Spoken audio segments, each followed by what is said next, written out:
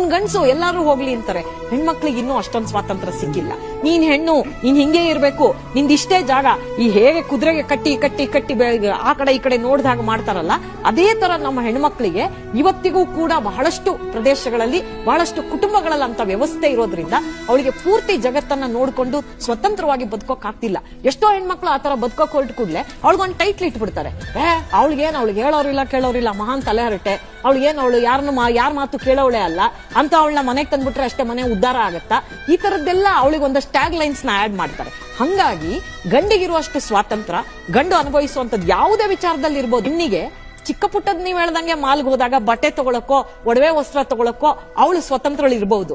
ಆದ್ರೆ major decision ತಗೊಳ್ಬೇಕಾದ್ರೆ, ಒಂದು ಮನೆ ತಗೊಳ್ಬೇಕು, ಒಂದು ಸೈಟ್ ತಗೊಳ್ಬೇಕು, ಅಥವಾ ಒಂದ್ ದೊಡ್ಡ ಗಾಡಿ ತಗೊಳ್ಬೇಕು ಅಂದಾಗ ಗಂಡಿನ ತೀರ್ಮಾನನೇ ಅಲ್ಲಿ ಅಂತಿಮ ಆಗತ್ತೆ. ಅವನ್ ಏನ್ ಹೇಳ್ತಾನೋ ಅದಕ್ಕೆ ಇವಳು ಆಯ್ತು ರೀ ಅನ್ನುವಂತ ಪರಿಸ್ಥಿತಿ ಇರುತ್ತೆ.